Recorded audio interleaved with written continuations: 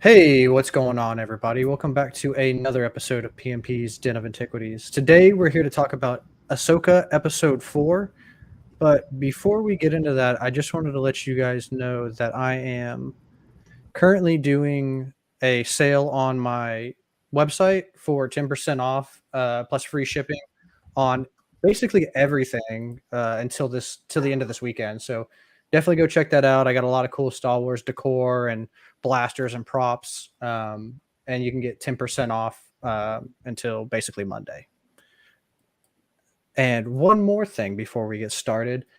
I just wanted to say thank you to everybody because I'm almost to 400 subs, which is a pretty giant mile marker for me, at least. Woo! So I just wanted to say thank you to everybody who's come on this journey with me and with us, because we're all here together to talking about Star Wars and just nerding out over the stuff that we love. So I appreciate all you guys, and with that, let's get into it, guys. This was a great episode, man. I'm excited to hear what you guys have to say. So I guess let's get started with what did you guys think about the episode, just overall? Definitely Awesome. the best out of them so far. Oh, for sure. Yeah. Yes. I would argue yes. probably one of the best out of any show. All we've the done. shows. Yeah, one of the. It's definitely. It might not be the best, but it's definitely up there. Yeah, for contender. sure. There's a certain degree of warm, nerve feeling you get when you get a good Star Wars something, right? Yeah. It's a refreshing feeling. Like Jedi Survivor, like the game coming out, and it actually being a good story, and just like occasional diamonds in the rough, and this was definitely one of them. Heck yeah. Mike, Brad, what'd you guys think? Loved it. Nice. Especially, towards the end, I don't want to jump ahead, but we know what happened at the end of it. The end of it was that was killer. Oh, yeah, it was. I freaking loved it. I mean, there was a lot of people that at work they watch it and they didn't get to watch it, the apprentices, because they had school and stuff. And the best way I explained it was, I was like, it's super good. I was like, yes, there's fan service, and that's one of the things that makes it awesome. Yeah. But overall, super action packed, super good. Good highs and lows. It wasn't insanely high and low, emotionally, I guess, until the end. But yeah, I mean, lots of stuff that was unexpected, and I think my favorite part about it, being a Star Wars fan, I think we can all agree, because we're this is our life. We're not often left with questions and kind of don't really know where it's gonna go. But there's of course I have my theories and stuff, but I have no clue what's really gonna happen or what's gonna go on from here. And I loved being able to at the end just turn off Disney Plus and be like, dude, what's gonna happen next? So that's a good feeling.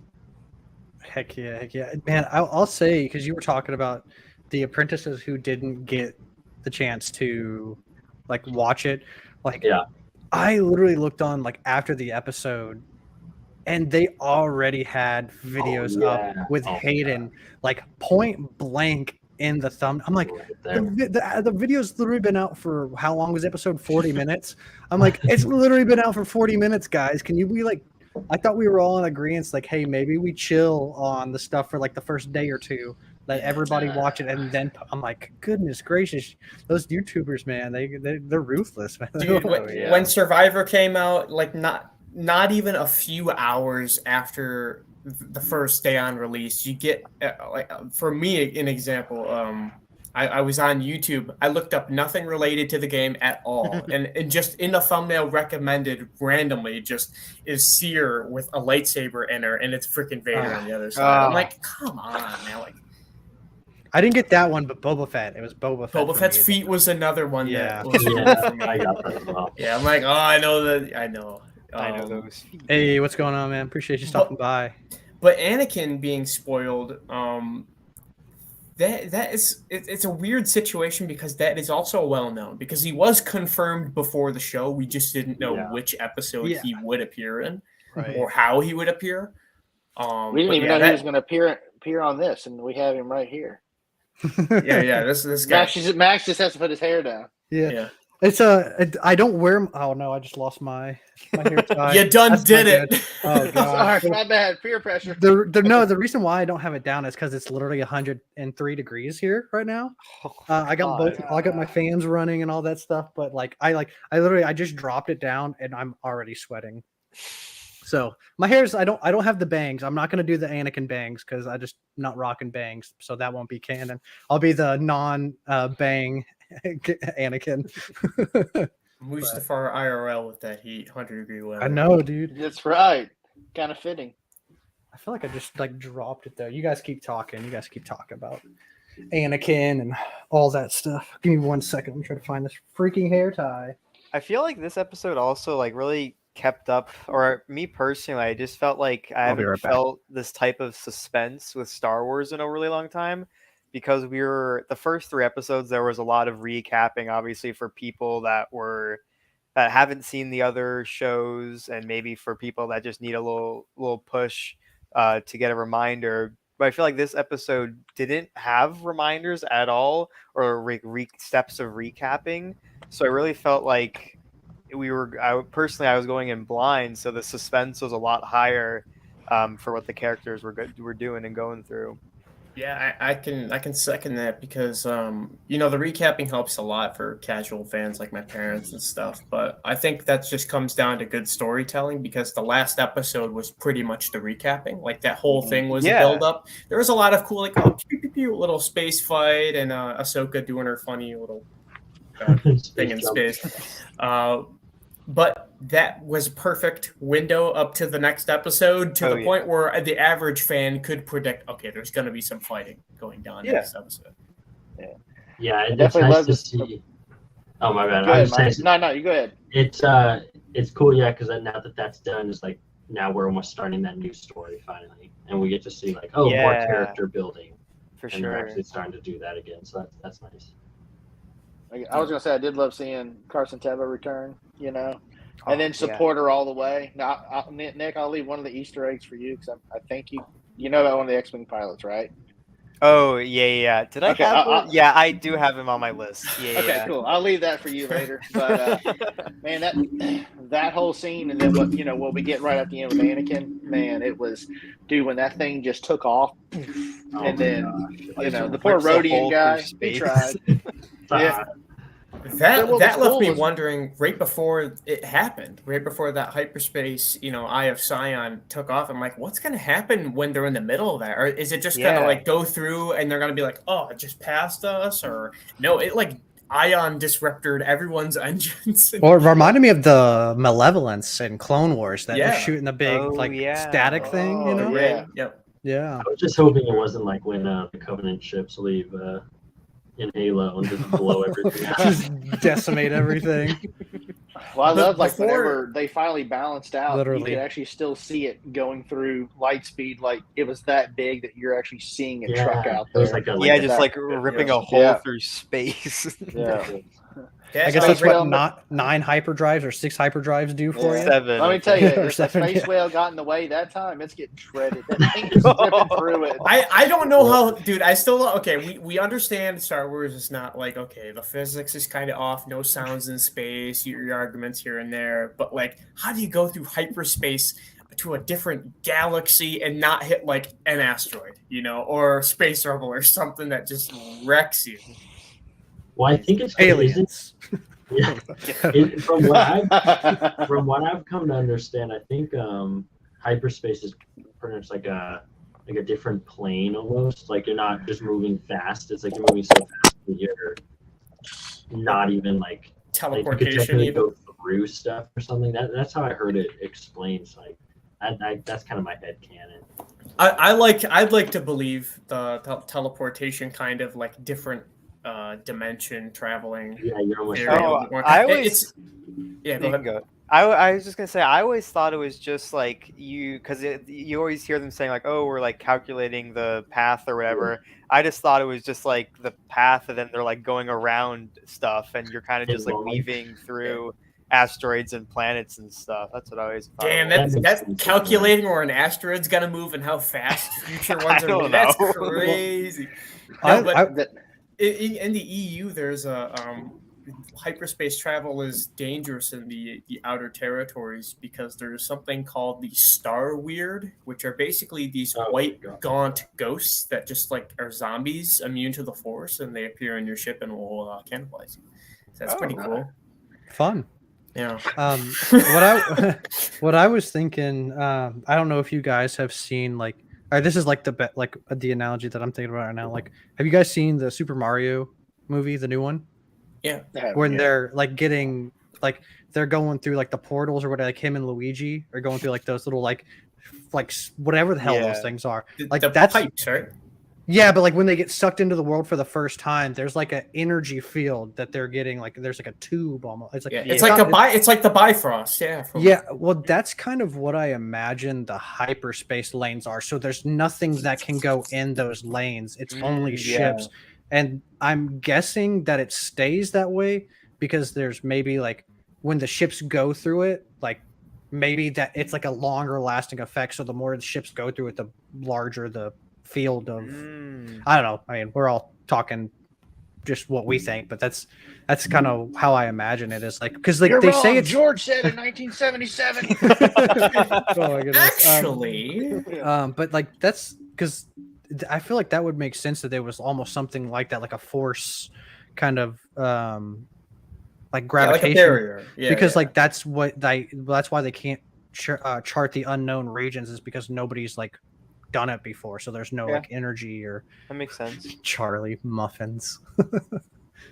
It's just like muffins ?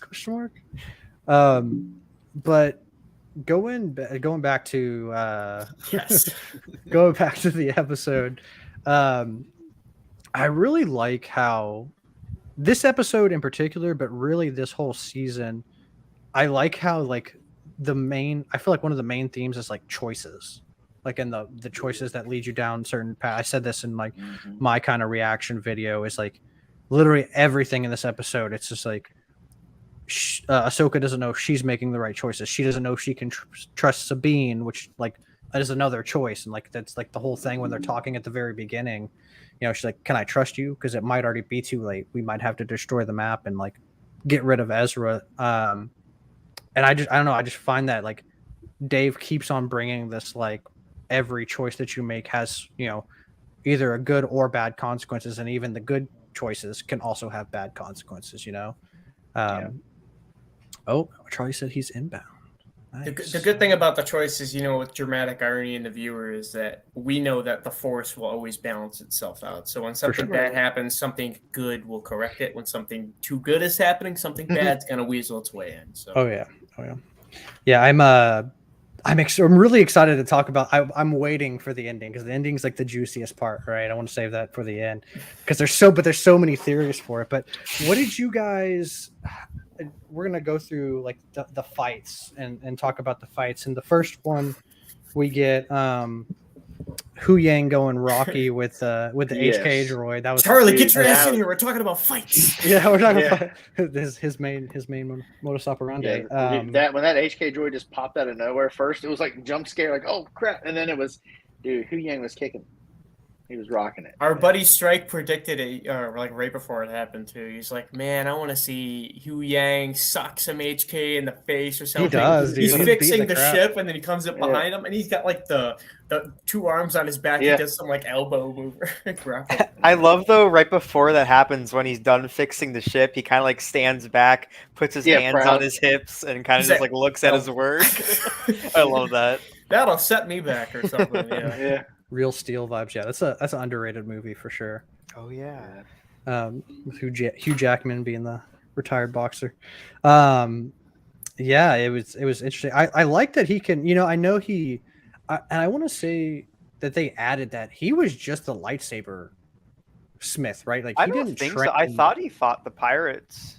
I thought he was fighting some pirates before he got dismantled. Because he was saying he like trained Padawans and stuff like that. I'm like, I don't ever remember them talking about him. Like maybe we just didn't see it. They hadn't explained it yet. But like, I didn't ever remember. I thought he was literally just like guiding them on how to build their lightsabers. Man, Clone Wars is my jam, and I'm embarrassed because I should know this. But I would at least say with confidence that they definitely beefed him up in some way. Yeah. Fighting-wise.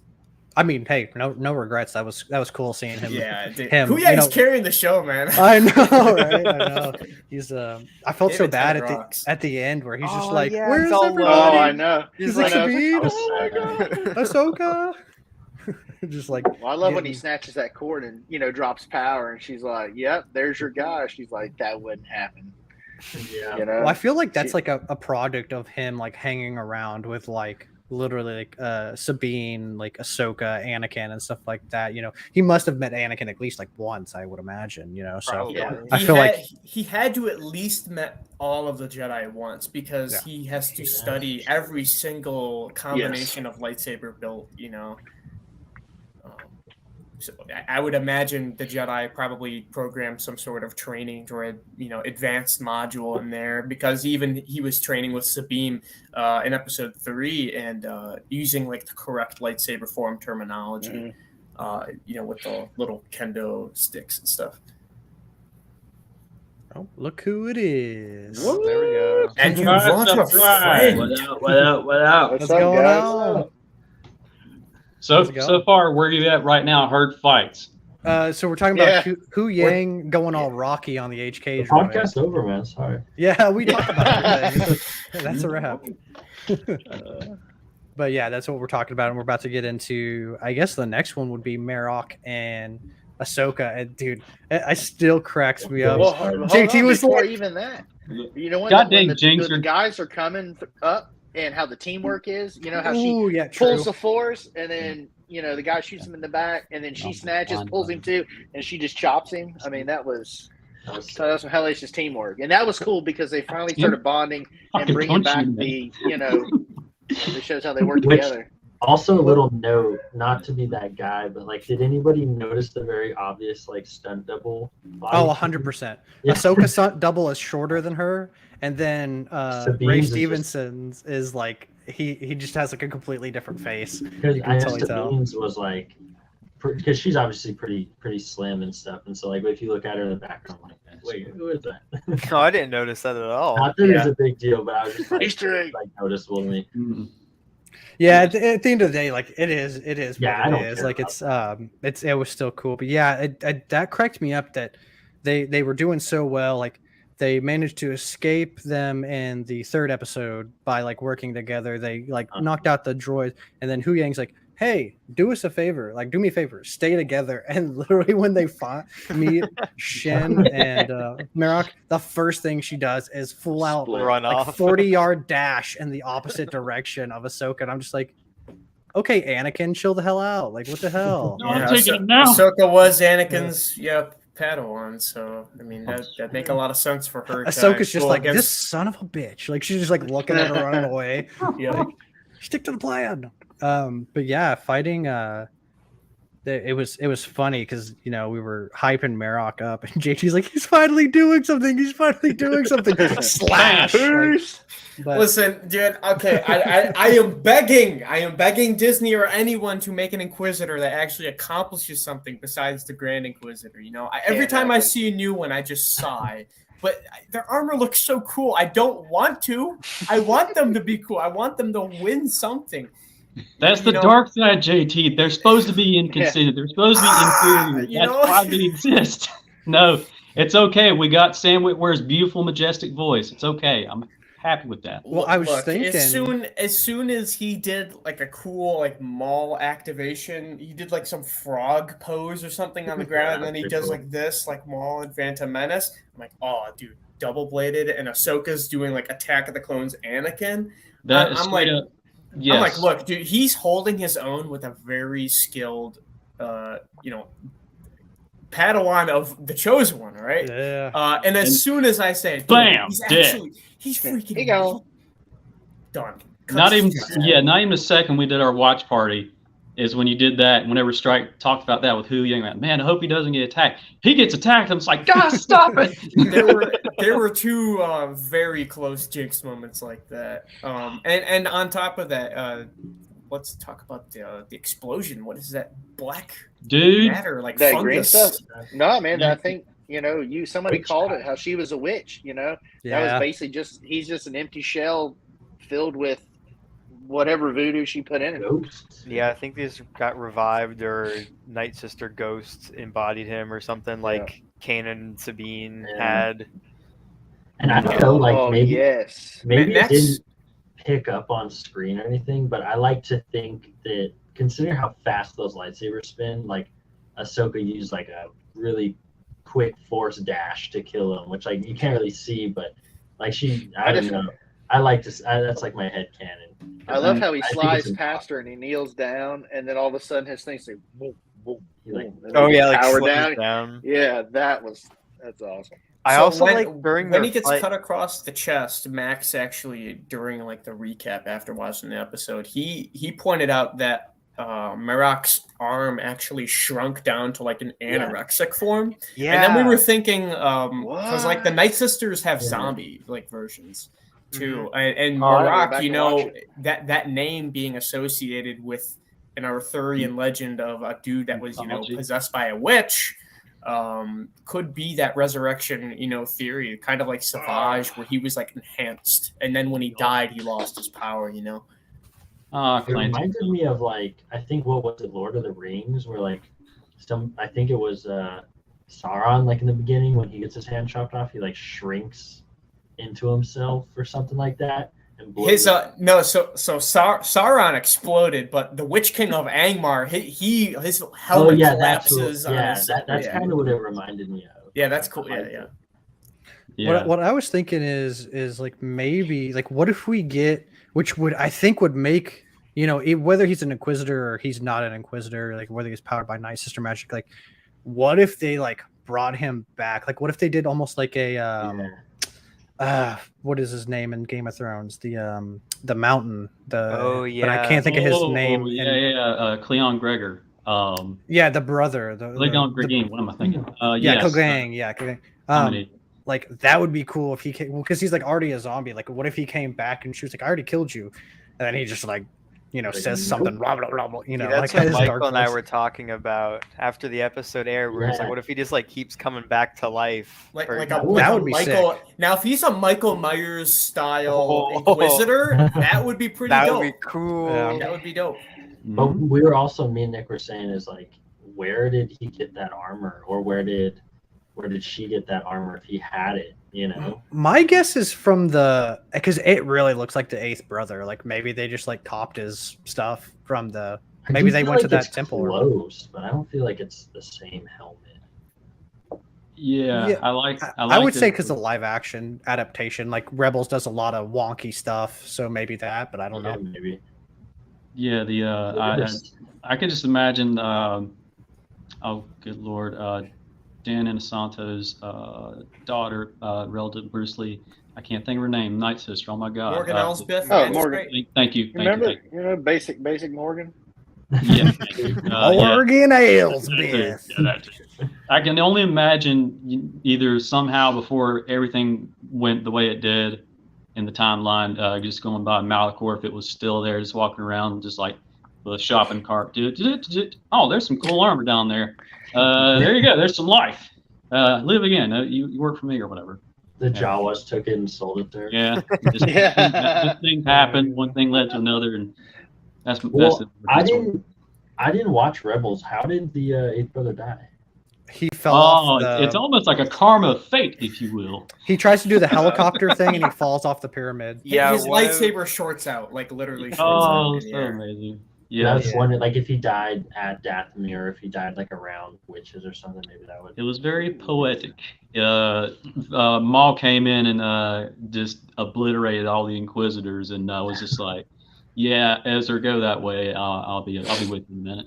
And Yeah, just big decimate shocker all. there, right? Maul Yeah, Maul. taking out all the Inquisitors. Yeah, so that's the long and short of it.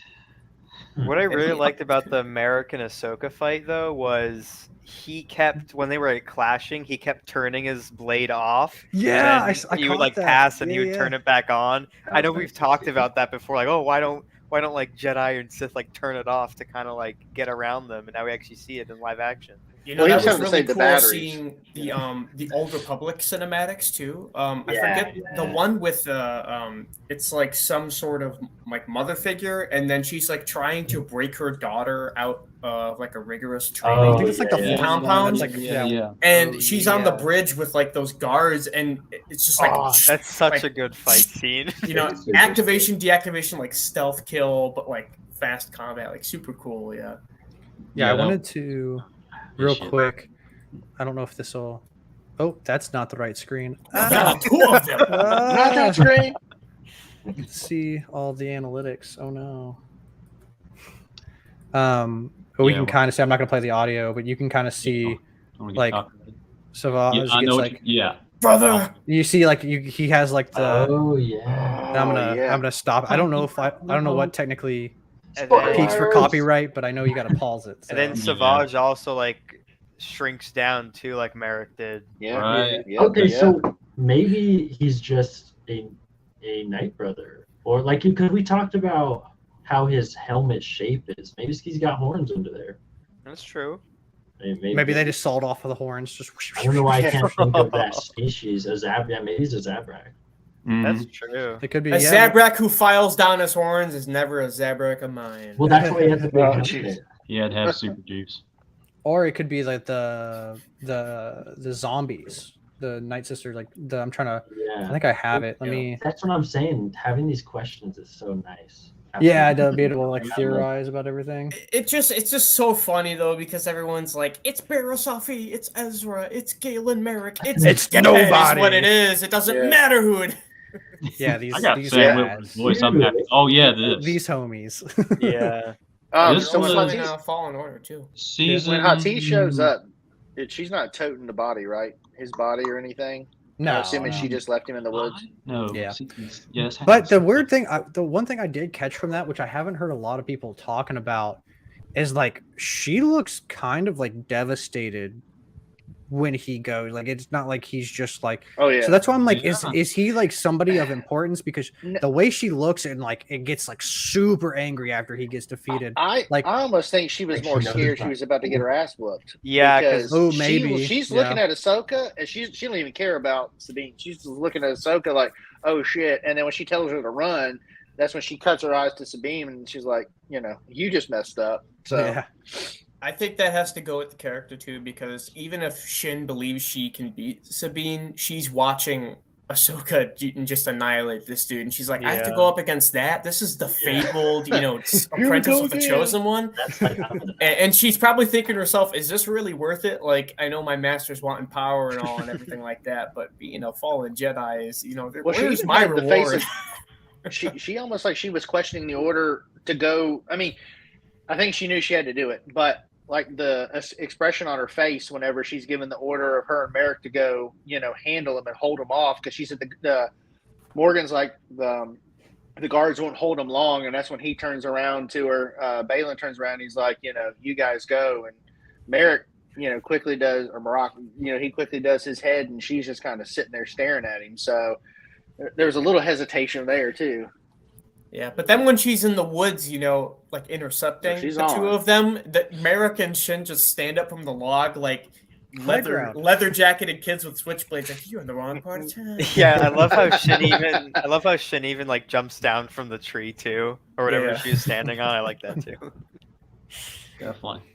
And then we're gonna go to Shin and Sabine's fight, which I thought that was also pretty cool because you can just see that like Sabine is like outmatched, but she uses like a little bit of like Jedi plus Mando, which I Watch think those ends up, wrist rockets. yeah, literally watch those wrist rockets. Like Well, She Was- really went like like- this. I know. Like- When she when she first Yeah. did that, Hatim like turned her head real quick. I was like, "Oh shit, did it happen?" And then it's like, "No, I got you." I'm Yeah. yeah. well, because it even made like a power. little noise. It made like the wah, like that. Well, I goes think on. that's the question. Is one of my friends was like, "Oh, she kind of used the Force," and I was like, "I didn't see that, but if he did, like, I don't know, maybe she used it a little bit if we hear the sound, To me, it looked like she was bracing for impact. Like she was bracing for when the Force to hit her. Yeah. Oh, That's yeah. what I totally. There you go. I was I like so that. into the fight too that I just was like, oh, she's gonna fly back, and then when it didn't happen, I was also surprised. I was like, oh, I forgot she can't do that. Because my thing with Sabine is, man, like I'm not opposed to her, like being able to like use the Force or like, but like they like emphasize even in this show they've emphasized, but like in the greater sense of Star Wars, like if you're not like of like a higher caliber, like of midi-chlorians or what, however you want to say, because I know there's a dispute on whether midi-chlorians even exist or are a thing now, but it takes years and years to master. So like I felt like it would be kind of a little cheap. I mean, that's why I'm glad they did the Mando kind of like zap, because like I feel like if she would have like even like moved her a little bit, I felt to me like that would have been kind of cheap, because like I said, like you could study the Force and dedicate yourself for a lifetime and still not be able to use it, you know. Yeah. So even I'm like, her just moving the cup too. Like I didn't want to see Yeah. her even move that cup like an inch, and I'm glad they showed that. Yeah, I like that she's trying though. She's like doing every like what we would do trying to use the Force, you know. Like it's What like we would do is what we do all the time. Hey, I open doors at Walmart all the time. Gotta And grab the remote. a little detail that I really liked, and I don't want to jump too far ahead, but it has to do with it, is both when you see Sabine go to use the Force and when Ahsoka uses the Force on her later, like to choke her. As we know, like Force users pretty much have like they use the Force to do a little force field to kind of like block Force powers from getting to them, and so it makes me wonder like how strong Shin is with the Force, or maybe how long she's been an apprentice, because in both cases she didn't try to stop it and then she wasn't able to stop it. So it's like clearly shows she's still learning, still an apprentice. Which I thought that was cool to see. Oh yeah, dude. She gets again, like what you were saying, not to jump too far ahead, but she gets yeeted. Yeah, like when I'm still waiting for someone to make that edit where there's like that coconut cartoon like bonk noise when she hits her head on the rock. Oh, but we can kind of hop to that, because I mean there wasn't really, besides like the smoke. I like the fact that she cut that tree. I don't know, seeing that tree kind of fall, like you hear her slice it and then you hear it fall in the background, like that was cool. Yes. The classical ninja vanish from Teenage Mutant Ninja Turtles and everything like that. Ninja vanish. Dude, I kind of wish Dave would have used like the same image that they did for the Phantom Menace, where they like do the force speed. Like I don't know, that I think that would have been a pretty cool call, because she like definitely uses force speed. She's gone when she throws that bomb. I think I would have rather preferred force speed than like the stereotypical smoke ninja bomb. I think that would have been a little bit cooler, honestly. Well, because you never see that's it. what I was sorry. That's what I was talking about. Is I think that she used it. You can really tell, but used it to kill Morag. That's my head canon. Ooh. I mean that also goes into like Obi-Wan versus Maul in the Phantom Menace. Like my headcanon is that fight is just like the storyboards book where Obi-Wan does many flips over Maul and he's like like crazy, you know. So I draw those out in my head too. Mm-hmm. And then we get the big bad fight at the end, man. This fight between Baylan and Ahsoka, man, that was I honestly some of the best lightsaber fights I feel like we've gotten since the prequels. I don't know about you guys, but that's just my opinion. Let's take a moment to pay respects to rest in peace, Ray Stevenson. He went out, dude, nailed it, dude. He's a juggernaut, man. Like he literally, especially after he swings Shin like a baseball bat. He's just like, I love the way that he used, like Ahsoka would go one way, and then he would just slowly do certain stuff. He wasn't like an unstoppable tank like a Malgus or anything like that, but he would very fastly adapt. And I love the way how in one sequence she would strike one way, he would parry and then jump and down back, and then she does a reverse grip and they just kept going with it. Just I don't know, the way that dude did that was amazing. And just Mac, it's good for you. And also just seeing an orange lightsaber reddish was just icing on the cake. I love that. Yeah. Just to add on what Charlie said, like that whole he's not completely unstoppable of a juggernaut. Like I think Ahsoka even like drop kicks him at one point, and he goes flying like 8 feet back and lands. Like, isn't that when she grabs the map? Like she does that and then goes like and runs and sprints for the map, right? I think so. But dude, like that choreography was so cool, and it goes into Balin's character as well because he's the ultimate guard dog at this point. Like he's gonna stop whoever's in his way, but he's not gonna go out of the way to, he's not gonna go in the woods to find you. He's just gonna stand next to the map, all calm. Oh, you're here, And with like if you listen, it has like a very Maul hum. Oh yeah. And man, I believe in chat here, the Stanleys was in the watch party. He asked during the end. He said, Why do you think Ahsoka wasn't using dual, her other lightsaber? And I immediately thought, you know what? Because he is such a juggernaut. I think she was honestly just trying to take. She was just trying to take those blows from him because that dude is swinging and it's got a lot of power behind it. She even uses the wall to like kick off just to give her some other leverage. Great callback. Blade lock up. Yeah, great callback to not only Rebels but Clone Wars when she was even growing up and still, because she would do like jumping aerial attacks. What'd you say, man? My bad. I didn't mean you're up. No, you good. Go ahead. It was. I loved it because I'm pretty sure she could have ended it like that if she wanted to. If she would have bought out her Shoto. But it was really cool seeing just a single blade versus single blade again. Haven't seen that in a good while. And the way that this was executed and done, especially in that small little area that was like lit up and everything like that, it was. I can't say enough good things about that. I like when she's blocking and then she's pushing his over and his is hitting the rock, just scarring the face of it. Oh yeah, it does. Yep, never mind, my bad. And single blade on single blade too, man. There was a lot of throughout all the fights, there was a lot of predictive kind of waiting for your opponent to make the move, kind of like Akira Kurosawa, like Twin Sons, Maul versus Kenobi. Like they're changing their footwork, someone strikes, but then when sleepers start clashing, dude, they're at it, and he's pushing the offensive. When she switched, she rolled over his back or something, and she did a flip and switched to reverse grip. I'm like, dude, Ahsoka reverse grip, come on. I believe Ahsoka switched her stance like mid-fight with them too, or maybe not. They switched like 3 or 4 times. Like it's crazy, like how many times they switched. Like a little reset. It seems like a very respectable fight. Yeah. Obviously, Ahsoka, not that she's not respectable, but like she's a little bit more like rebellious. But I think when it comes to Skull, like Balin, he's very respectable, especially considering how this fight ends. Obviously, like I really don't think he's like a bad guy. Like he's like the villain, but and he even says it to her. He's like, it didn't have to be this way. Yeah. And it makes me so curious because obviously we see like in Fallen Order, obviously what's his face is like actually a bad guy. The High Republic guy. Dagan Gera. Yeah, Dagan, like he's obviously a bad guy, but he was just like, I want to go to a different place and like get away from everything. So I think that's Balin's plan too. Dagan, so Dagan, is a little bit different. He bled his crystal all the way red, mainly because when he was backed it up, he was backed it in his mind already. He already had that pre-rage, and then he got isolated. So he had to sit on that for hundreds of years, and his came with the obsession of Tanalorr.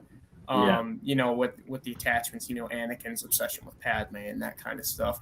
I think Balin doesn't have the obsession kind of like a Dooku, more so just respects the situation and scenario. But the only reason, Balin is a, dark fallen Jedi is because he craves that power the Sith have. He just wants the raw power. He doesn't necessarily have an attachment to something, which I find is that cool.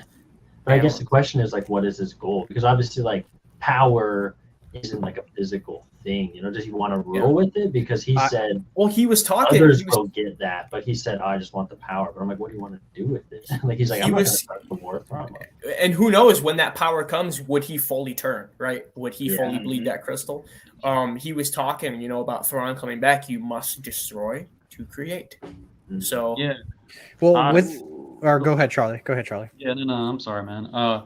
I think he's just trying to fill a gap because it's clearly that he went through like the Clone Wars and the later half and everything like that. And Order 66 happened, and just things went dark. Because even earlier in the episode when he was talking to the magistrate, and she's like, faith or something like that. I lost that a long time ago. Is that fear in your voice? And another one point, experience. Oh, those one-liners, Yes. dude. Yeah, Just Dude, nailing that it. was it. Yeah.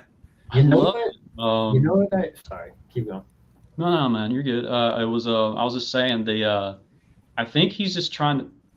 Again, I'm ditto on what you and the others have said. I don't view him as evil, just like a dark Jedi. That Survivor, man. Just trying to do what he can, and he's not even like a, Jedi, go for you, kill you. He doesn't have guidance from the Order, and he believes he's wronged because of Order 66 and the entire galaxy turning on him. If you were a Jedi and you survived it, hell, you go rogue, you go dark. Yeah, even at the He's very beginning, relatable. even at the beginning of their fight, Ahsoka was the one that ignites her saber first, so then he goes, "Oh, how inevitable," or Yeah. something He along those sighs lines. too. He's like, very Yeah. Thanos-ish. Yes. Yeah. He's very when he was sitting down with his hood on. You Yeah. remember in Endgame when Thanos was sitting down waiting for Stark and them, Thor and Cap? Mhm. Yeah, Yeah, he's very very he has that very Thanos-ish to him. Well, to play off of that, two things, because Mike was asking, like, what does he want? I have To- a theory. to- that I thought of. Yes, I'm about to say mine, and then I'll let you say yours. Yeah. He is very like, probably not on the level of manipulation that Palpatine's on, for sure, because he's like Palpatine's like the best. He's goated. He literally destroyed everything. But he's like, it makes me think back. I was like really into bodybuilding like earlier, like in my college years and stuff like that. And when Arnold Schwarzenegger was bodybuilding, like he was the king, like he was the top, like he was beating everybody. And what he said he would do is if he felt like somebody was on par with him or like even like remotely threatening him, he would start like mind gaming with them, like saying stuff and kind of get in their head so they're not at the. And he does that. Balin does that exact same thing. Like you can tell, like he doesn't really want to fight Ahsoka. Like he's like, oh, through experience, I know that this is not going to be an easy fight. Like I'm a strong opponent, but like so is she. She's gone through so much. So he messes with her, with Anakin. Like being like, oh, everybody knew Anakin, like you were the one that caused him to like destroy everything, like really psyching her out. And then you can kind of hear like it works a little bit because like you can tell like when she throws that jacket, she's like, I'm not here to discuss, and she pauses and then she goes, my past, but she kind of puts emphasis on it and like yeets her jacket. But to go into that kind of Palpatine master manipulator thing, what if he wants access to the world between worlds? The world between worlds is such a big element of like, I think literally going here on out, like he wants power beyond imagining. And like the big thing with the world between worlds and what Palpatine wanted was to be able to control events, to be able to basically do anything he wanted to within that realm. Like what if somehow Balin knows about it, maybe from Thrawn or like the databases that he has or something. Theoretically time travel as well too, like going back with that knowledge, kind of like the Mortis arc, like showing Anakin what's to come before the events happen. Immediately dark-sided him immediately. So maybe he wants the world. That's my theory, is maybe he wants the access to the world between worlds so he can kind of have that unlimited power almost. I love how he went silent when he was up with Sabine, and he went, Ezra. Yeah, that's right. He like scanned her mind with the. Oh yeah. So But Mike, you go ahead, man. Let's hear your theory.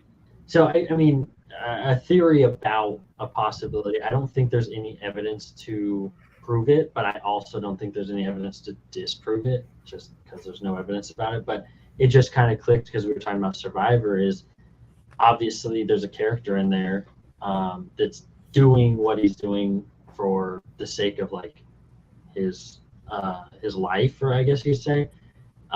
So what if Shin is his daughter? Oh, you You mean like know? Bode and That Jetta? would not be Yeah. out of the realm of Because possibility. they look like they have both white hair. They look pretty similar. Like she's the apprentice. Like, That's true.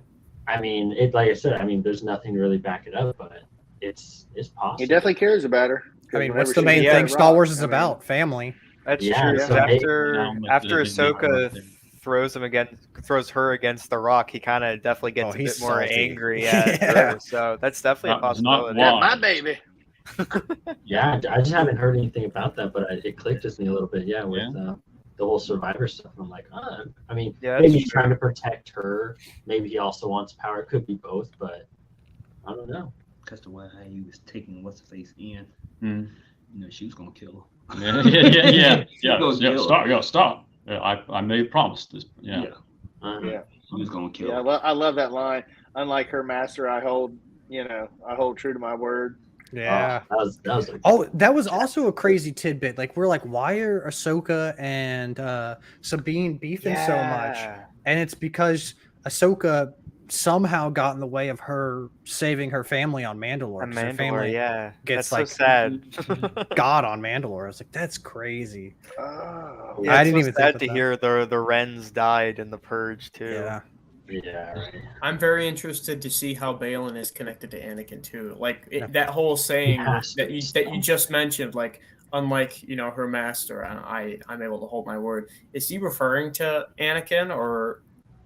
No, because she was talking to Sabine, so I think he was referring to Ahsoka. Oh, Yeah, okay, yeah, okay. Yeah. But still though, like I want to know how he knows Anakin. Yeah. He's just seen him like across the cafeteria at the Wait. temple. He just waves him. Well, maybe Never he's invited me to bluffing. the table. maybe he's bluffing. Like, maybe he like knew, but like maybe he can like read Ahsoka's mind or something like that. And I was like, oh, this Well, is too. I really mean, like you were understand. talking about playing mind games and stuff. I mean, maybe that's what he, just I on mean- par with that.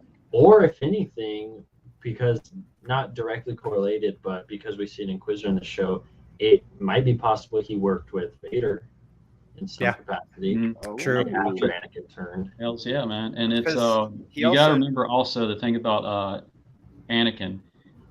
Sidious Palpatine, I don't think he was a Sith Lord or anything. That'd be crazy out of left field.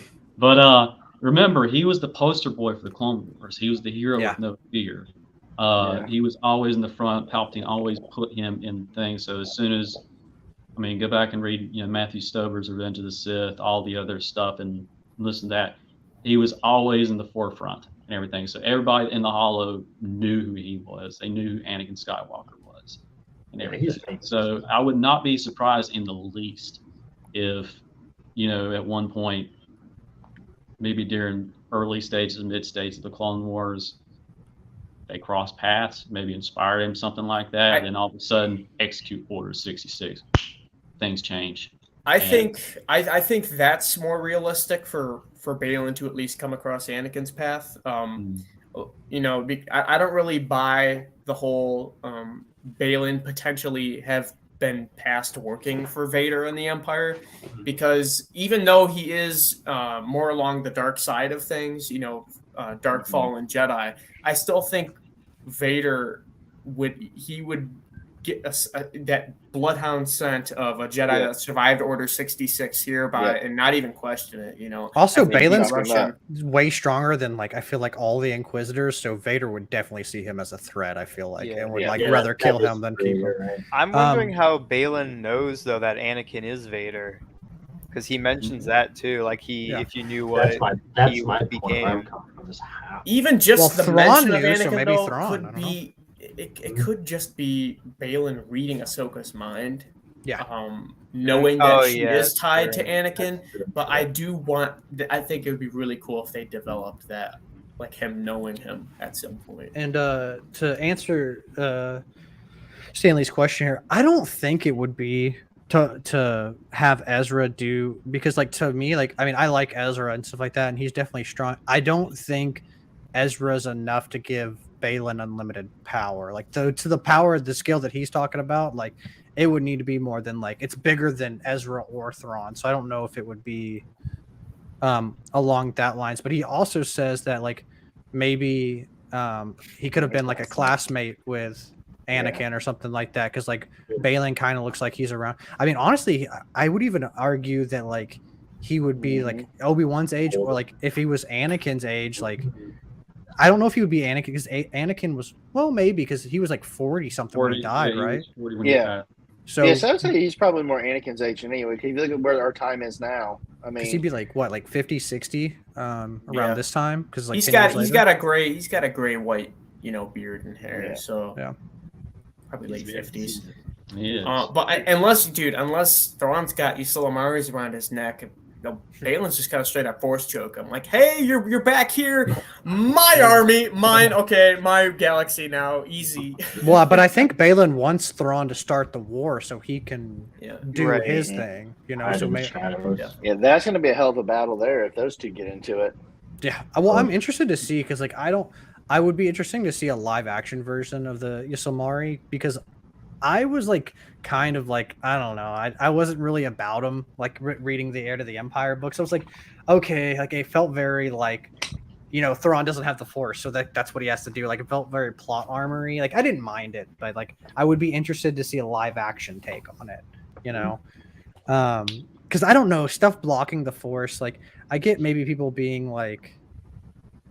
Or like to me, it was like they were canceling the Force, but I'm guessing they just have like a Force bubble around it. Because like at first I thought like if they cancel the Force, it's like everything has the Force flowing through them. Like why would they cancel it? Like that doesn't make any sense. But I think it's more of like a Force, like Force bubble or something. Force telepathy. Or something. Hey, what's going on, Maul? Appreciate you stopping by. Saying hello there. But yeah, dude, the fight between them going back to that fight, like I feel like we've all been saying like, oh, they should like look at the Old Republic trailers and like try to like don't copy the homework, but like take notes, And I feel like there was a lot of stuff like he was throwing the rocks.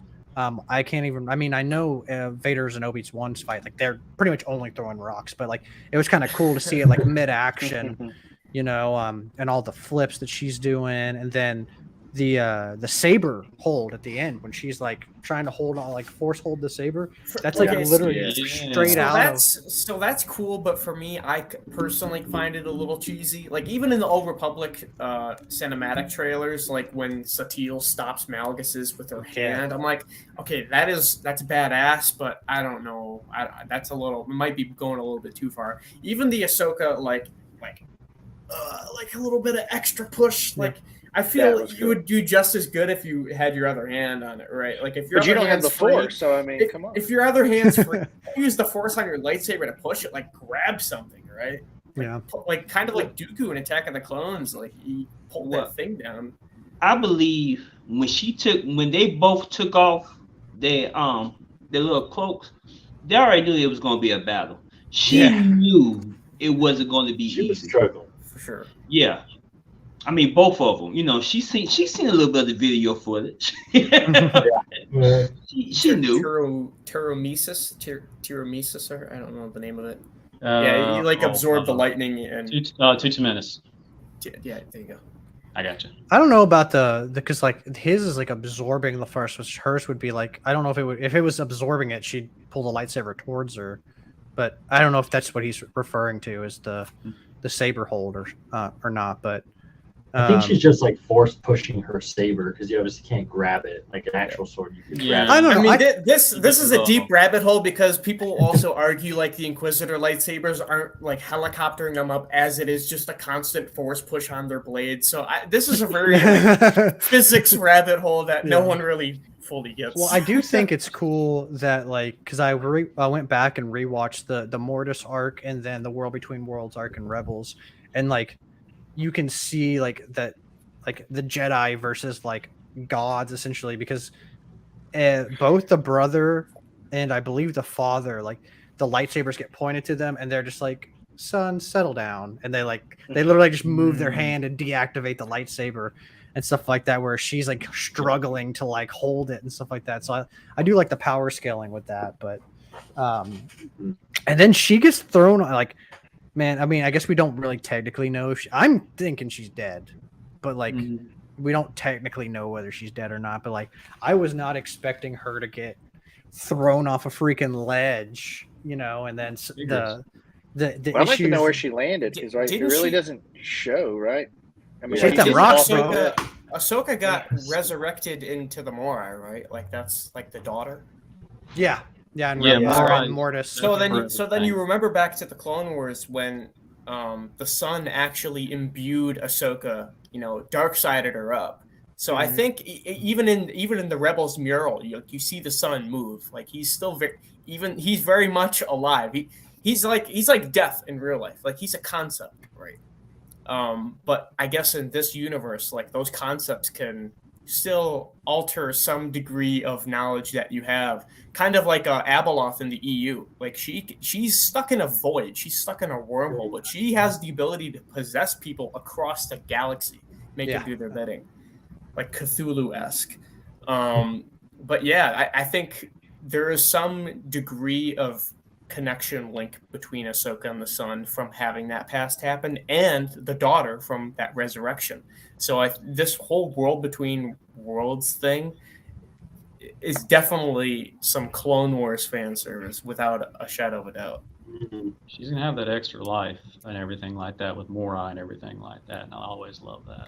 Well, that's what I was saying. Is like in my review, I was saying like maybe she's like not necessarily like a demigod, like per se, but like maybe she's like imbued with like God, like maybe she gets like a half breed. She's definitely assisted by the wills of the Force. Like maybe like in fantasy, you know how like paladins, like they get there for like the holy, like God is like blessing them. It's like maybe it's something kind of like that, because the Morai is what saves her in Rebels. The Morai sitting on top of the triangle mirror that Ezra and Ezra sees the Morai. He's like, "What are you doing here?" And then it happens to be the one that Ahsoka's in, because you hear, it's crazy how many voices you hear. You hear like Jen, you hear Kylo Ren, you hear Obi-Wan, Qui-Gon. Like, there's so many voices you hear in that world between worlds. But I want to talk real quick about Sabine and kind of her decision, because that was a super huge moment. And then we can get to the real chunk of the episode, the real theories chunk of the episode, because there's a lot to talk about and with Anakin and Ahsoka and all that stuff. But like, man, did you guys like? Maybe it was just me. I don't know. I would imagine it's you guys too. But the weight that you felt when she drops that map in his hand, like. Woo, I knew when she was hesitating that she was gonna do that. You kind of go by your gut by deciding something like that. Like, I don't know about that. Pull away. But when she was floating there, I was like, just drop it. I really thought that she was gonna like shoot him or something, because she had her blaster there, and I'm like, we can't see her blaster anymore, so. But I was like, he can sense it. He's gonna block. Yeah, dude, he would have. And then by the time I got to that point, then she put it in his hand. I was like, what, dude? Yeah. And plus, it's such a weird bodily voice. What? Yeah. I mean, goes back to that manipulation, and you know what? man. Hey, and listen, because the clouds aligned at just the right moment. Because if she decided, you know what, and she took the key, Shin's coming out of the woods, and she's gonna freaking force choke your ass. So, and Balin's not gonna be there to stop you on a word, like I have your word, because you said no to him, right? And so that was perfect timing that she agreed. What's to like that. her only other? I get like, it probably wasn't the best decision, but like literally her other option was death, because he would have just killed her. Taking it. Like it was either her give the map or die. So I'm like, and now she maybe can give him the map. And now she can kind of like, since she's with all of our bad guys, she can kind of like listen in to see like what their plan is or somewhat. Especially since the map is destroyed, because he melted that like Qui-Gon melted that tree. Yeah, what was she expecting to do with her blaster if it took that long with a lightsaber? I know, dude. Nothing. It would have bounced off like a shade. Hit her in the face. And I don't know if it like holds a ton of weight, I guess, but just seeing the in the very beginning how Ahsoka's pretty much talking to her, saying all this stuff and reassuring her, like, you can't give him the map, like you got to destroy it no matter what. And then in the end, she ends up giving it to him. Like it's such a big thing for Ahsoka's like, don't give it to him. Like you have to destroy it, and then she Don't do Hey, I'm with this guy right here about the Avengers Thanos reference. This is just like taking Vision's crystal out of his forehead. Like whatever you do, kill me. Don't let him get it. Dude turns back time anyways. Gotcha. Yeah, I mean, Sabine's conflicted on multiple levels. I mean, Yeah. even watching Rebels, you know she has feelings for Ezra, so that's going to play a factor into it. And then you got the whole thing with whatever happened with her and Ahsoka. Yep. That's going to be a thing. And then Baylan scrambled around in her bread pan and her, melon about things and stuff. And she thinks Ahsoka just died, so keep your friends closer. Keep your Also enemies probably closer. thinks Hera died because they yeah. warped God, through yeah, the thing. explosion. Oh, Yeah, so she probably true. thinks Hera's dead too. So I'm like, dang, what a tough time for Yeah. her. She's like, Speaking hey, of at least I get Hera- to go see Ezra though. Speaking Well, of they Hera, got one really friend. quick because we She already got passed friends it, with but her, you know, but that she's- shot of when she gets into the ghost and those X-wings come off screen Oh in my pan and gosh, flower. dude. Chef's kiss. Chef's kiss. Dude, that was amazing. I love that scene too, because the to kind of derail from the ending of the show, but I love that scene too because this is like the first time we're seeing the ghost like up close before it's in the background of Yeah. like a few other movies. But Yeah. it's cool how they don't make it like they make it a big deal in like a subtle way. Like after it comes out of the hangar, it's kind of like in the shadows of like another ship, and then it like comes Yep. into the light with all the other X-wings. Yes. So cool. That was Yeah. nice to see. Yeah. The live action version looks so sick, because like you said, I'm like sold. we've seen little bits here and there, but to actually see it in its full glory, Oh you know, yeah. it's super sick. Yeah. But then we get let's talk about the ending. I've been excited about that, so let's We've talk been about the we get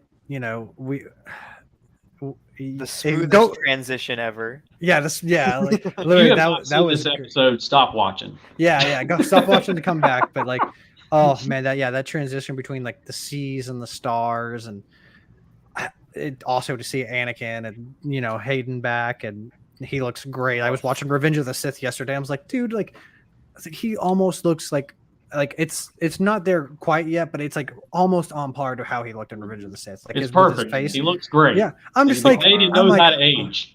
I'm like, geez, man, like they did crazy stuff with him.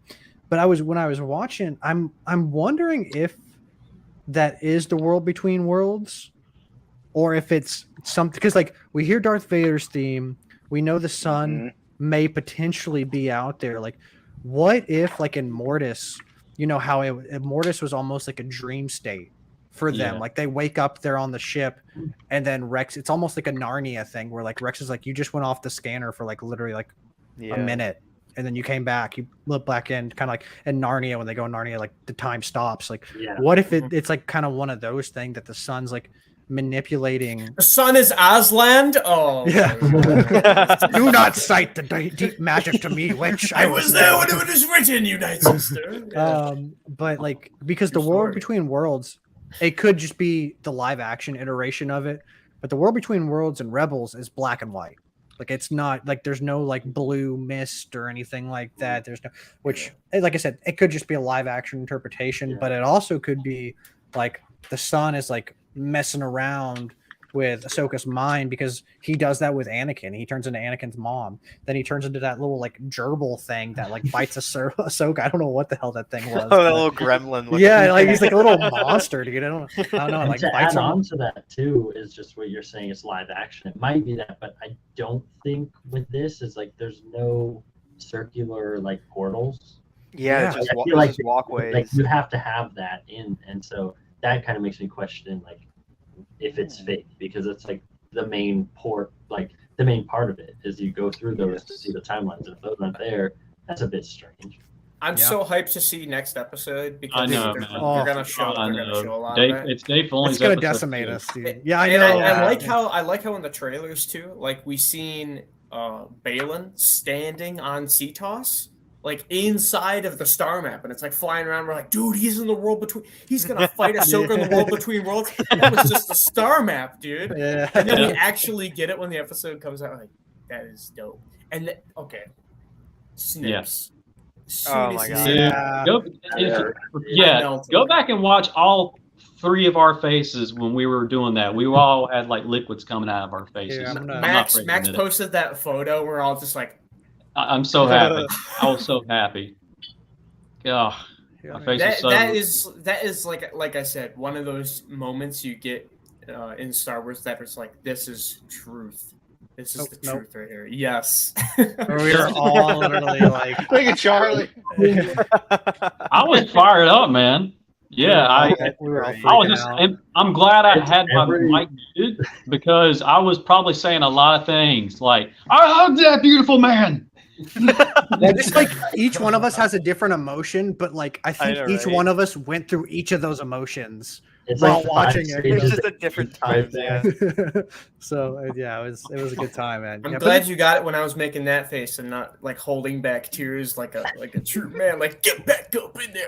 I mean, we were all like dying. Dude, like, that's yeah. why I'm not ready for next episode, because I feel like next episode, like the whole episode, or at least the good chunk of it, is gonna be Hayden and Ahsoka. Man, I don't want to be Well, crying as Rosario. soon as the episode The- starts. I'll miss it. The next Oh, episode dude. is directed by Filoni, so I I wouldn't be know. surprised It if the is. There's gonna entire be some thing throwbacks. was just Yeah. spent in the world between worlds, and then maybe at like Please. the end or something, we get like Please. a little update on the bad guys. Yeah. But I hope we get a nice hour of just Can you the world imagine? between worlds. Can you imagine on that if after that opens up, just like you said, it's that whole episode is those 2, and this is I haven't get this reference. I'm sorry, Rocky and Mickey situation. Because Mickey after- loves you. Like, yeah, thank you, good man. Is something like that where little hug in the afterlife or wherever that is and everything like that. Here, so come with me. Things show you, and this guilt finally gets lifted off her chest of feeling horrible for season 7, of knowing what Maul kept saying and saying and saying. Yeah. And after all this time that she could have made a difference, and him just going down the line and just showing her like, look, no matter what you've done, it wouldn't have changed anything. You need to let that stuff go. Charlie, and this is you like need a like and you need to get up and fight, okay? Finally getting But if you go through this portal, you can change it. Don't worry. It just, that's how I view that. I really do. And if I'm wrong, Yeah. whatever, I'm wrong. It's Hayden Christensen. I'm happy. Oh, But dude! If Anakin's like really do- holding her hand and like, look, this Yeah, is, just take this is them Vader. down This is an the little things of unstoppable- like all the memories. So we get like live action Clone Wars. We know that there's a young cast of young Ahsoka, so we get live action Clone Wars, some of their greatest hits, and everything go down that. And she's got, maybe if I did this different. Snips, you're not listening. Listen, it's something very important she said in the early episodes. She never did get to finish her training with Anakin. Mm-hmm. Ooh. One You last. guys are gonna one. make me cry. Stop! I can't. Yeah, that's Just basically saying. my thoughts. I think that in this episode, I think she's gonna like kind of like I guess get closure for a lot of things, and I know Dave Filoni has related her to Gandalf, so I wonder if she's gonna be, if she is dead or close to dead, be reborn as Ahsoka Yeah, the dude, like White. hey, like a Dude, reset. and look, Yeah. and we know Yeah. in the trailers that he gives her guidance. Yeah, He yep. gives an audio Yeah, guidance, nope. dude. I'm I'm gonna curious for that freaking lose it, man. Dude, we're all gonna be crying, man. No worries. I mean, Oh. it's literally gonna be. That's how. Again, if I'm wrong, I'm wrong. But just that's how I really do foresee it, because Dave Filoni treats this stuff pretty seriously, especially with this. yeah. When especially it's the main character of Star Wars and everything like that between Anakin and Luke. That's George Lucas stuff, and he's been on site for stuff. So I can imagine him going to George Lucas and asking, "Hey, this is a serious moment. What do I do? What can you give me tips?" That's Or my anything like that. So I can just man. imagine him going down a line of different memories leading up to Malachor and just saying, look, I'm sorry, that was not me, and then going straight into the Return of the Jedi. This is my final moments. I got to return and see my son. It's okay. It's not your fault. I need you to get up and fight, Ahsoka. And then that whole dialogue from the trailer start playing and everything like that. And then does something like that. Boom. She's awake. She's out somehow on a space wheel on the way out. Very trippy. Like, And he's- her training is complete. I'm telling you, that's gonna be the part where her training is gonna be complete. Yeah, you're an author. You go ahead. Sound off through. I'm telling you. I'm telling you. Yeah, it makes sense. Well, I was thinking, like, what if like whatever realm, like just say like this is the version of like this is Anakin, like this isn't like the sun, this isn't like a mirage or anything like that. Like, what if that area that he's in, whether it be the world between worlds or like they said that there were like different conduits, right, to enter the world between worlds. Like maybe this is just the conduit on Cetos and the one on Lothal looks like that. Like maybe they all look kind of different depending on like because there's different locations throughout the galaxy and every location changes. So maybe the world between worlds changes. Like what if that's how Qui-Gon like through the will, because like I imagine the world between worlds is like the will's dimension. Like I would imagine like if the wills can kind of control everything and the world between worlds shows all the past, present, and future events, like they either created it or they like live in that world. Like what if we went in the Clone Wars, Yoda went there and it's like some like mushroomy planet. Yeah, that's true. But the world between worlds, this is what's so awesome, and I feel as a Star Wars fan, I can relate back in the day of what our parents and stuff watched from Return of the Jedi when those movies came out and everything. Just hearing about the Force for the first time and knowing nothing about it, it's just like this whimsical, like mystical thing that no one knows any information about. That's just like the world between worlds. I think like as a viewer, we don't have enough information, so to like pump out these theories of what it could be is so awesome.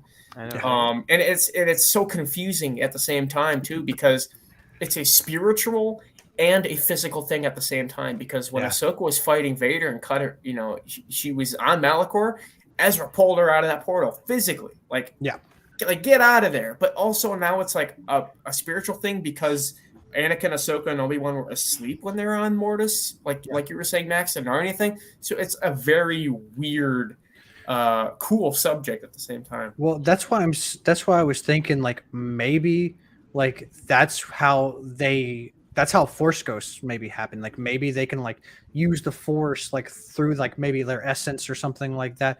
And I am going to bring up the sequel trilogy, but you know how Luke in the sequel trilogy, she throws the lightsaber into the fire and he uses the Force to like grab the saber, right? So like JT, you were talking about the physical and the physical and spiritual side of it. Like maybe there's something within that's how the Force ghosts, like they can see these points in time, and even though they're timeless, like they can put their Force essence into it. And that's how like Yoda appears to like so many different people. That's how Obi-Wan appears to Luke when he's on Hoth and he's like Ben, and stuff like that. Like maybe that's how he does it on Dagobah. Like I feel like they could do something really cool, or they could just keep leaving it a mystery. Which it's got to be some sort of Force ghost physical plane, because Ben Kenobi on Dagobah takes a seat on a log and talks to that's what I'm saying. Right. That would explain all that, and like that would be cool. It'd be like cool. And as goofy as it would sound in the Force Unleashed Tatooine DLC,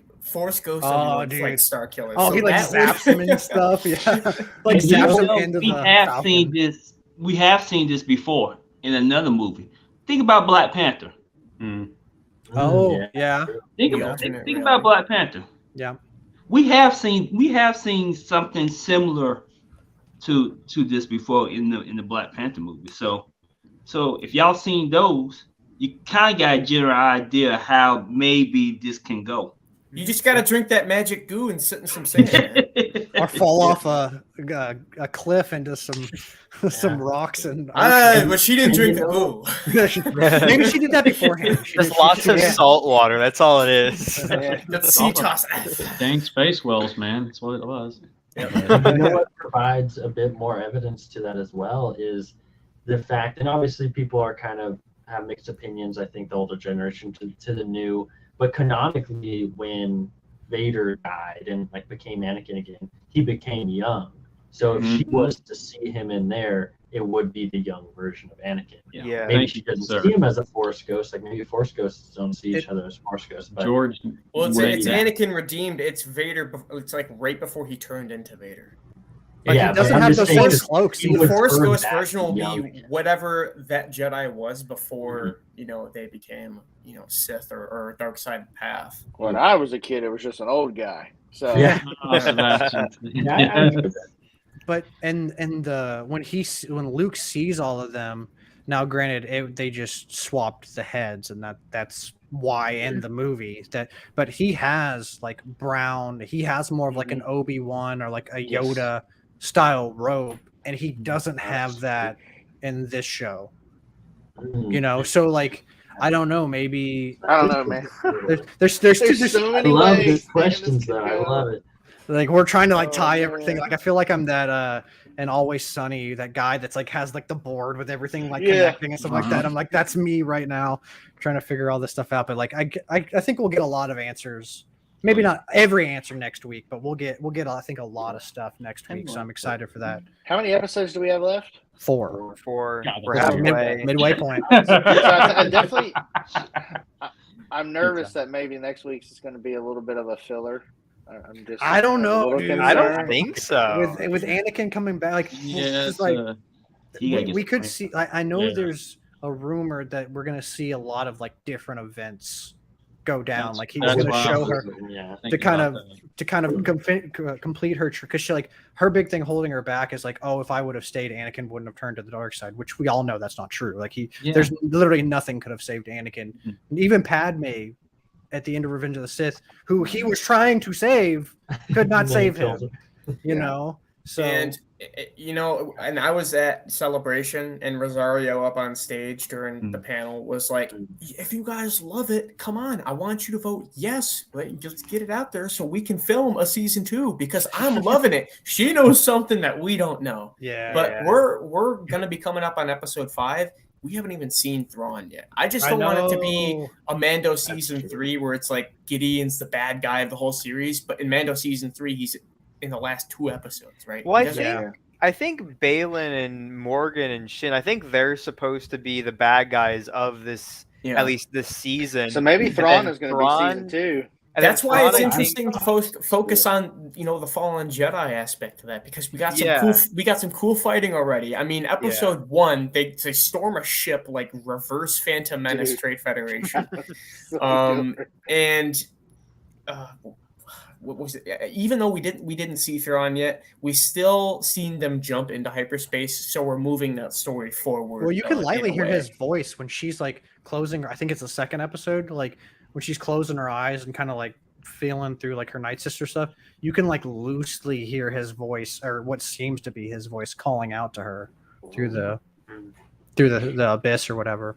I just if we only have 4 episodes left, though, is what I'm saying, and then we see Thrawn. If he doesn't, I just want to see him doing something cool in time because he is this hyped up villain, right?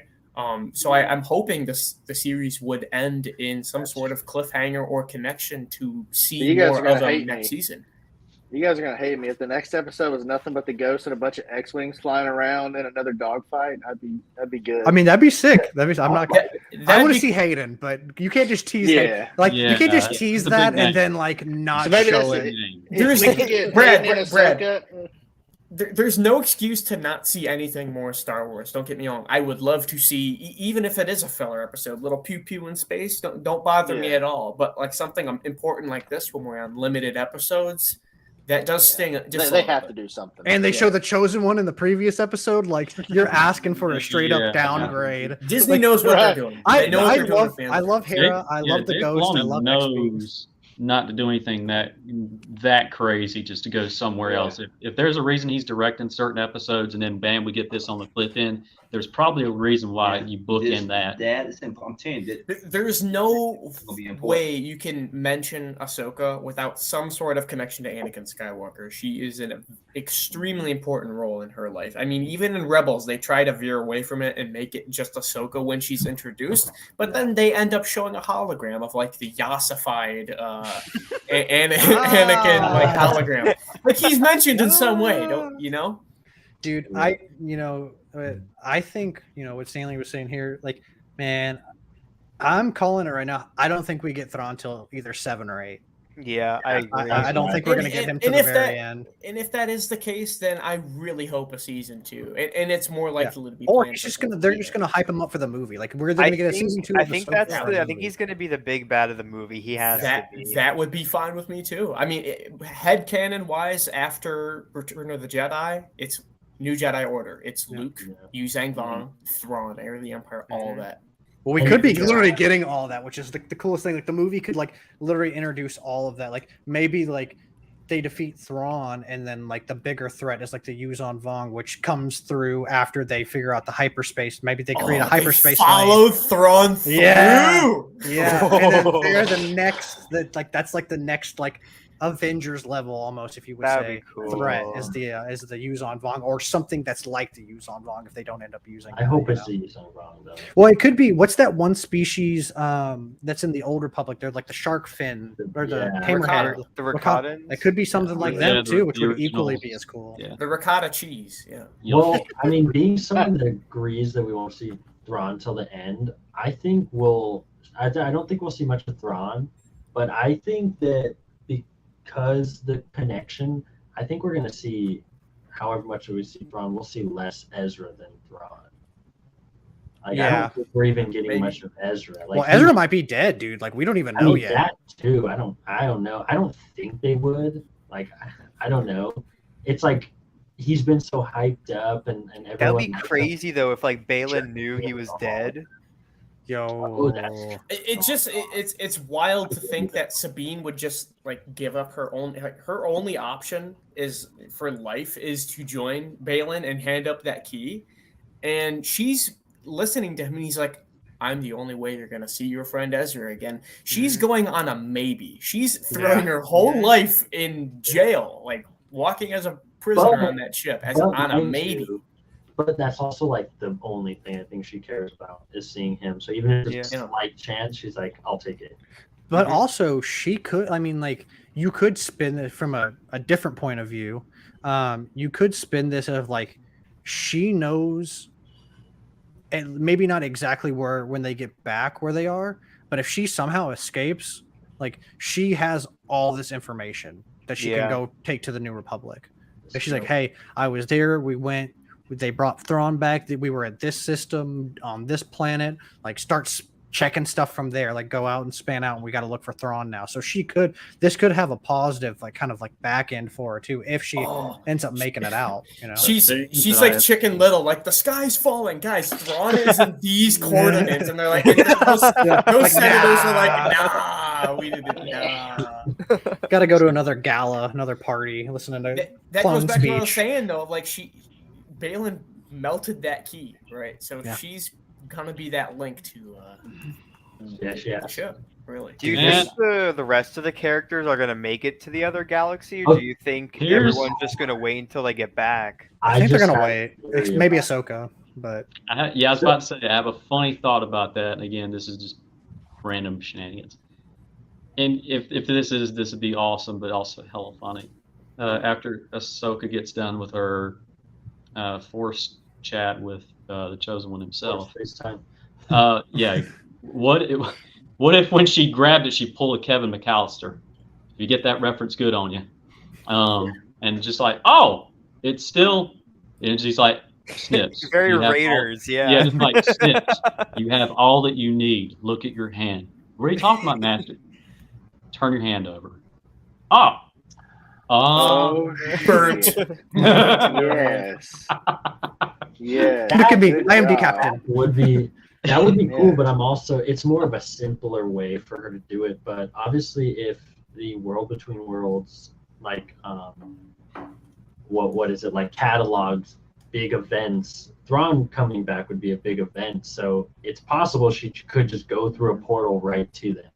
Oh, like true. the same time period. I don't know if you guys played. I don't know if you guys played the first Doom, but there's this scene where this like dude just walks out of this portal, like your first boss fight. That would be so sick to see. They're all doing whatever they're doing, and then the end of the episode is just this. They turn around. There's some portal behind them, and Ahsoka comes through. That'd be so good. Like what? Yeah, I know he's the dude with the skull head. I forget what he's called. Yeah, he's got the red sword with the spikes. Yeah, he's intense. He has an axe. But I mean, I know we keep referencing it, but Marvel. I mean, like you're saying, that's like the Nexus event.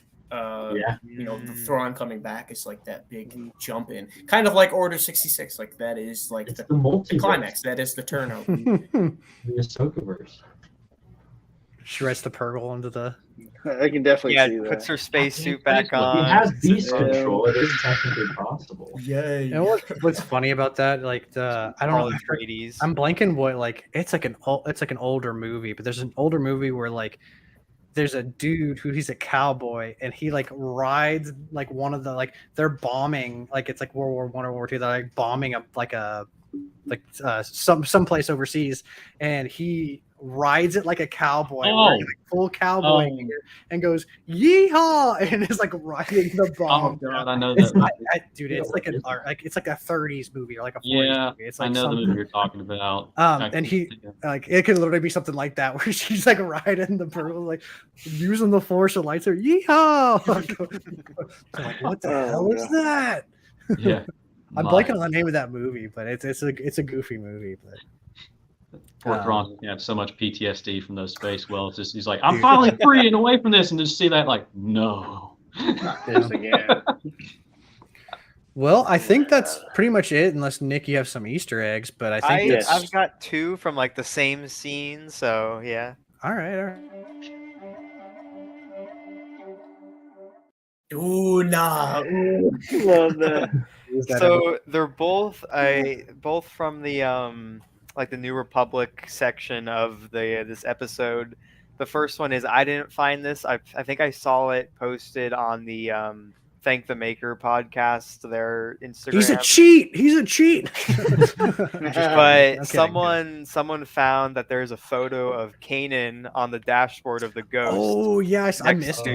Yeah, I totally missed it too. I think I saw it on Brad's Instagram. I think he reposted it from the Thank the Maker people's.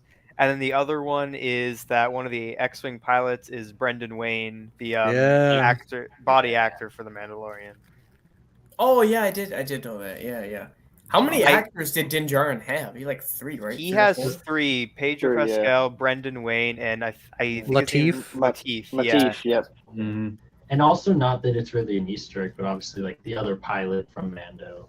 I don't really know. Carson. Yeah, Carson Tevez. That was cool. I know. I'm like, I was hoping for they're Zeb. him out. Zeb, I know, right? When they said Carson, I was like, oh, they were on the Adelphi base together. I wonder if Zeb's with them, but nope.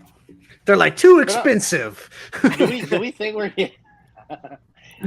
gonna get Zeb? I mean, they have they dropped him in. It's too expensive, dude. They're not dropping that money. I'm sorry. Listen, every single character in this show is like a Ghost Crew member that has been revealed in the flesh, except Zeb. He's not even in this Ahsoka show. Season 1 will make enough money; they'll have it in season. It's like, why wouldn't he be one of the X-Wing pilots? Like that, like why? Because if you think about it, it would just be his waist up. I don't know, them big ass shoulders. His head. Like it wouldn't even have to do his arms or legs or anything. You just have to animate his head. They'll just paint Steve Bloom purple and call it a day. Yeah, like they did for the original Thanos. Yeah. Oh god, I remember that. I would have missed the Kanan picture on the dash, but that's what I like about the Nick's Easter eggs, because like there's like hardcore stuff like that, but also for the average fan, I wouldn't expect them to know like Ahsoka's Attack of the Clone Anakin pose that he did in that fight either. Yeah, usually what I do is I watch the episode like once or twice to look for stuff, and then once I feel like I found everything, then I watch some other people's videos and add in some other stuff. So yeah, nice. I'll say when the other people's credits. I won't take it all for myself.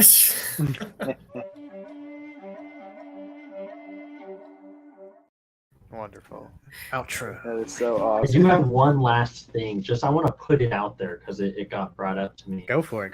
It also, like the other thing, Shin being a daughter, so it doesn't have much evidence, but it kind of would make sense if they wanted it to. I don't know if it'll be explained in this, but my friend sent me this like short little clip of this video, and we were talking about it. I guess I'll say that the little evidence that it has is similar looks and I guess somewhat similar style like of fighting and similar like way of presenting themselves. And you guys will probably understand what I'm saying when I say this next part is in the Obi-Wan show, Obi-Wan at one point mentions remembering a brother. And it was kind of going into this theory of what if Balin is his brother. And I don't like. I have no reason to believe it. I don't think it's true. I don't like not think it's true, but I just want to put it out there because I'm like, what if it's right? That would be crazy. So Interesting. There I is do not crazy remember that. concept art for Battlefront 3 where they were gonna like the fabled Battlefront 3, like after 2005's Battlefront 2. There was crazy concept art that came out where it was the skins and playable characters would actually be alternate heroes. So like Darkseid Mace Windu, redeemed Vader. He's like in a blue suit with red instead of black, and it's Anakin's helmet off. I like the all white Vader. yeah. Oh yeah, I'll With watch that- That's in that's a comic book Infinity. Yeah. Love that But one. one of those was actually Darkseid Obi-Wan. He was like pretty wizard. Oh, Yeah. okay. Yeah, I don't know exactly where that's from. I don't know 100% sure if the clip was true or like I don't fully remember him saying that in the show either. But so I mean, anyone who's watching or you guys like do your research on it to see. But I just thought I'd put that out there because that's what I heard. Well, I know he mentions his family like a smidgen, and That's what I'm no saying. There's show. like I feel like I remember there's like one line where he mentions a brother, but I'm like I don't know. Maybe I'm just reaching. No, there's not. There's one or two novels out there, Legends and Canon, that actually has that, where he kind of name drops that as well. So no worries, man. You're Who good. knows though? I mean, that would be crazy, right? We'll find Also- out in what 3 or 4 days. Yeah. Do we know if this is kind of jumping back to Anakin? Do we know if Anakin ever appeared to Luke like in like Legends or anything like that after Return of the Jedi? Luke appeared to who? Anakin appeared to Luke Oh, after Anakin. Return of the Jedi. Yeah. At first, he went to go to Leia first because he was already receptive to Luke and everything like that, but he wanted to get that out of the way. Then the whole thing got started up with that, saying sorry about all the stuff he did. Sorry, I blew up your planet. Yeah, Killed your father and mother. Sorry, I tortured the hell out of you. Blew up your planet in front of you. Bell Organa. Yeah, that was me. Sorry, my bad. Just that, and she wouldn't forgive at the same time. And he's like, "Look, I don't know if I can, come back or anything like that. Yeah, go away." It's like, as you wish, but if you ever need me, I'll be there. Then she leaves. She breaks down a little bit. Then Han comes in. Says like, "I don't think about that," and everything like that, and just warms her up to the idea, and she ultimately forgives because she gets a hold of Anakin's mother's, which would be her grandmother's journal, and then she feels horrible about him being, a slave and everything like that. Then he goes to Luke after that to talk to him about a lot of things and everything. So Okay. he went to multiple places. He would when he had a lot to talk to people to do. But Long that talking about Luke, we don't know exactly where everything is in the timeline, where it fits, like in comparison to Mandalorian and everything. But could you imagine if it was at like post season 3 or something, and Ahsoka and Anakin are talking at one point, and he's like, "What have you been up to?" And she's like, "I met your son." Dude. Well, we That know would we know it's after season 2 of The Mandalorian. No, well, I know. Well, didn't they met in season 3? I thought, right? No. They met in Book of Boba Fett. Yeah. Oh, in Book of Boba. Yes. Okay, well then Yeah. that is possible though, right? Because she Yeah. met him, and because they never met, and now because I remember seeing that the first time, and I'm like, dude, imagine if Ahsoka ever talked with Anakin, and she talked with Luke, like that's insane. 'Cause he obviously they've never been like all together, but if she was there and been like, yeah, I talked with Luke. Like, oh my gosh, dude. Maybe they'll shed light on that next episode. Like maybe she's like, "Oh, well, like Luke told me that you were redeemed, but like I didn't, know." Like maybe we'll get like a line like that because like I we just don't think know. that'd be so cool. Oh, Just for them to, 100%. like, to- When oh you my see God, those- that makes me like so happy, sad at the same time. Yeah, Those ant droids too, they were building up Luke's new Jedi Order temple, and I am immediately in my brain I was thinking Yuzang Vong. So like this whole direction they're going with is just very promising in general. Heck yeah. It's gonna be good, dude. Well, I think that wraps up this roundtable. We got about an hour and 30, which is oddly, we made the last one just as long, and I feel like the last one had nothing in it compared to this episode. Can't wait for next week. Oh, dude, Yeah. I'm not ready. I'm not ready for next week. I'm gonna need like an emotional like week after this episode. If like I we might- get Hayden and Ahsoka Yeah. or Rosario the whole time, man, like I'm gonna need like a week of like nothing. Like I have to literally- join you guys for the watch party. Heck yeah, dude. That'd be Listen, my sick. tattoos are gonna start glowing. Yeah. I'll be in solitary confinement for the next couple weeks, sitting in a dark room. Just Yeah, right. Heck yeah. Well, with that being said, thank you guys for watching. Again, if you guys are interested, like I said, my sale goes till the end of this weekend, where you can get 10% off any of this stuff. Like I said, I 3D print I do a lot of video game and also Star Wars stuff, but I 3D print, I model everything, I ship everything. So everything's coming through me. It's not mass produced. I'm not getting it. I'm not outsourcing it from anybody, but you can get 10% off plus free shipping. So definitely go over there and check that out. And if you have any questions, feel free to email me or message me on Instagram. I'm usually very quick to respond. But thank you guys for watching. Let us know what you thought about the episode down below in the comments. And as always, may the force be with you.